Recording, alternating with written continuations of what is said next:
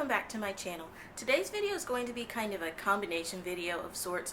I'm going to jump right into the things I wish I had known before I started teaching. There will be a link in the description, if I remember, to my blog post so that if you don't want to listen to this part or there's something you wanted to remember, I will have it typed up on my blog, crazytexasteacher.com. So I will link that for you so that you can get the list right there. I'm actually going to be looking at the list because I've kind of drafted it right here. So the first thing is, and this was just me, I said absorb any and everything, Hope and Wade King, and teaching and so forth. So as I said in the Get Your Teach On recap that I did on my blog, Hope and Wade King and even Amy Lemons, all the things they were talking about, things they showed, filled in all those gaps that I knew I was missing during my first year. Things I didn't know that I knew I should have known about. I was seeing how to implement those things. And there were times during the writing session that they did when I thought, wow, I wish I had known that. And I kept saying, I wish I had another chance to teach writing so that I could fix where those gaps were. So, I mean, it's in the past now, it's done. All I can do is look ahead to the next year. So I just have to keep in mind what I've learned to use the next time I teach writing. And then I said teaching and so forth because, guys, she's just amazing. I mean, she's someone who appears to be close to my age. She's only been teaching for a few years, and she's amazing. Like, obviously, I can't be her. I mean, who wouldn't want to just be able to become their favorite teacher idol? But I've taken bits and pieces of things I've seen on her Instagram, and I'm going to try to incorporate that in my own classroom.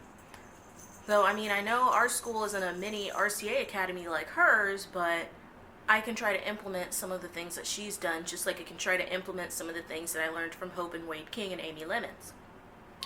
So, moving on, next tip. Next thing, sorry. You are not going to cry every single day. I was told that I would cry every day and I would be upset and it would be that hard and stressful. Yes, the first year of teaching is super hard, but you're not going to cry every day. I think at most I cried once or twice that I can remember. Maybe once, I'm not sure. I never cried in front of the kids. There were times when I got upset, but I didn't cry. Yes, upset to the point where I wanted to cry. There were days when I would be staring into my lunch wanting to cry. Days when I would put my head down and shut the door in my classroom and turn the lights off because I was so tired and I was so done and stressed out, but I didn't cry every day. I figured I was a failure if I cried, so I tried my best not to cry.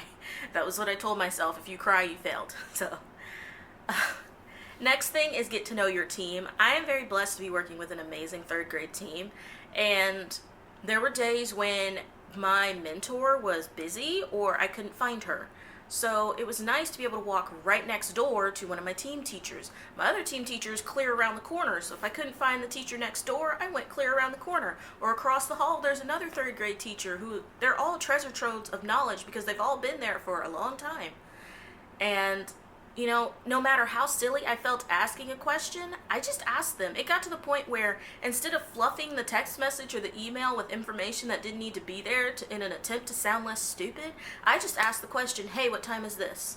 What do I need for this? Do I need to bring something for this? I just had to ask the question. I had to learn to just ask, because if you don't ask, you don't know. And then if you don't know, someone else is looking at you like, well, why didn't you know that? So it's better to just ask the questions. And there are times when I didn't ask questions when I should have, and it made me look really bad. So ask, ask, ask. No matter how stupid you think you might feel, it's never too stupid to avoid looking stupid later. Ask a stupid question now, and then you won't feel stupid later. Believe me. My next thing was, don't buy too much over the summer. I've already seen brand new, like fresh graduate teachers doing this on Instagram already. Like, they've got big hauls of things. Some of them don't even have jobs yet, and they've bought a ton of stuff. I bought a lot of stuff. People gave me a lot of stuff. Half of my bedroom at my parents' house was all classroom stuff. Don't do that to yourself, because you don't know what grade you're going to be teaching. Luckily, where I lived in that area in DFW, in Mansfield, Arlington area, they have a teacher selling group. So I was able to get rid of a lot of stuff, but I still have a big, huge tote out in my storage area outside that's full of things that I couldn't sell or that I'm not ready to throw away with yet. Oh my gosh. things I'm not ready to throw away that I want to keep. A lot of my writing stuff is in there now. So, I mean, that's stuff I want to keep. And then I realized, I just finished my first year. I don't need to be getting rid of so much yet because I never know what I'll end up teaching later. I have stuff for kindergarten because I student taught it. And if I saw something that I needed, that I used during student teaching that I knew I would want later, I got it. And it's just sitting in that bin waiting if I ever teach kindergarten, first grade.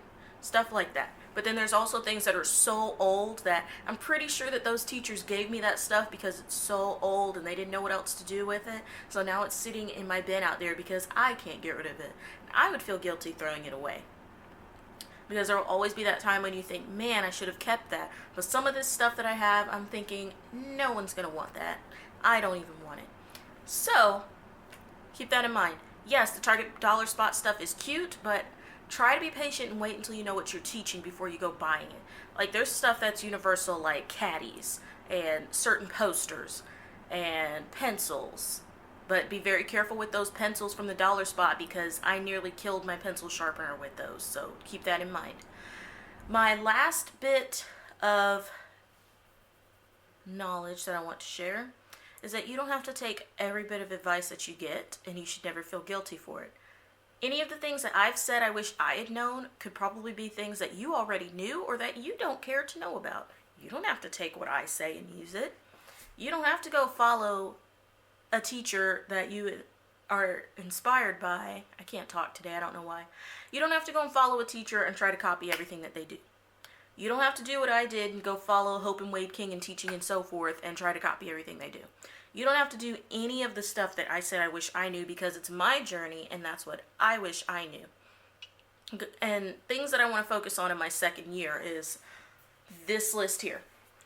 But, excuse me, when I say that, I mean I had people telling me what I should eat, what time I should go to bed, what time I should leave school, how to decorate my room, which I laughed at that because you can't tell someone what theme to do their room. If I listened to everybody else, I would have pineapples and cactus stuff in my living room right now instead of navy blue and lime green, which is what I wanted. I wanted a nautical theme last year, and that's what I should have gone with instead of sock monkeys and zebra, purple, blue, green, hodgepodge of things.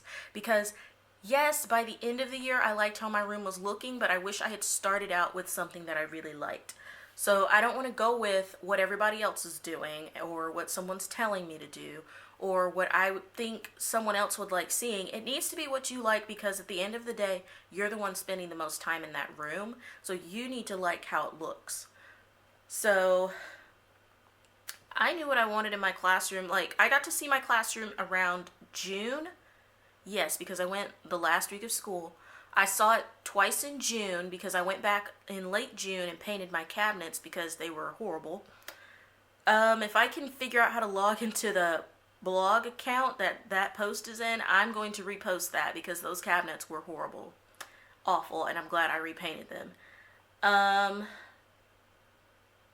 I already knew what time I wanted to go to bed so that I could feel the most awake. It's really a trial and error because there were nights I could go to bed at 9 and 10 o'clock and still wake up exhausted. And then times I would stay up until 1 o'clock in the morning and wake up feeling totally refreshed. That's weird, I know it, but I don't know.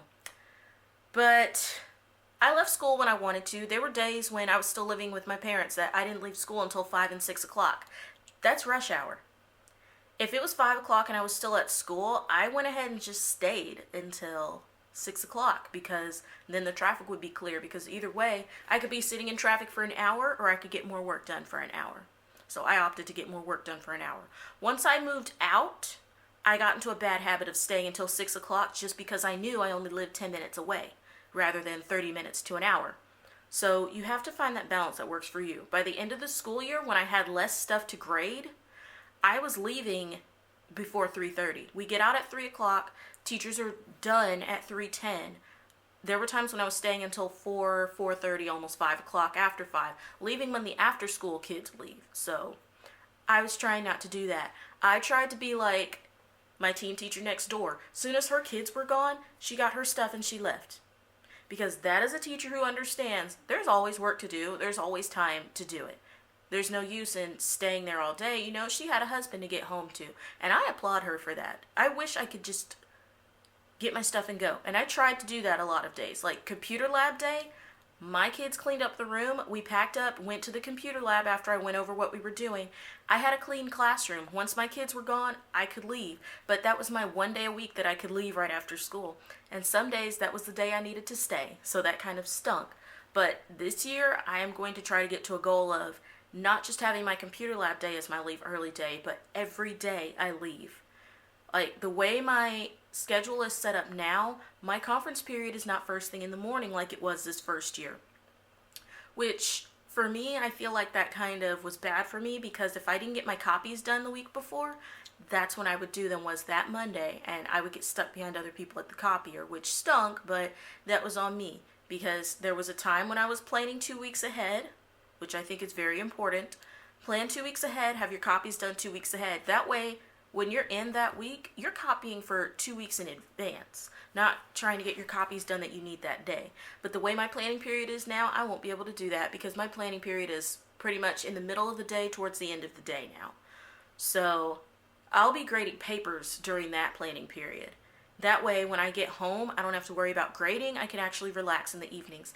I have the chance to make it where I can relax during this year and also work my hardest without truly overdoing it, so that my body doesn't decide to shut down on me, because that's what happened in my first year. They give us 5 personal, 5 sick days. I ended up using all 5 of my sick days, and they took one of my personal days, because that's how much I was out sick. So the whole second semester, I did not miss a single day. And that was pretty impressive for me when I realized that I made it from January to June 2nd without getting sick. Allergies, yes, but I did not get those nasty viruses that were going around. So hopefully this second year I don't have to miss any days unless it's for training or something. So fingers crossed, knock on wood. I have nothing wooden over here, that stinks, but all my TV stand is. I'll have to go and knock on that when I'm done with this video.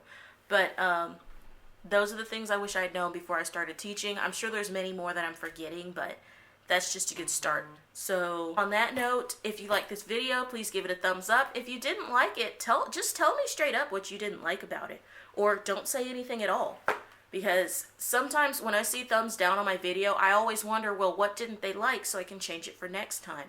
But don't be rude and say, I don't like your face, I don't like your voice. Those are things I can't change. Sorry, you're kind of stuck with it. If you don't like my video, just go watch someone else. But if you like it, it really does help this video reach more teachers.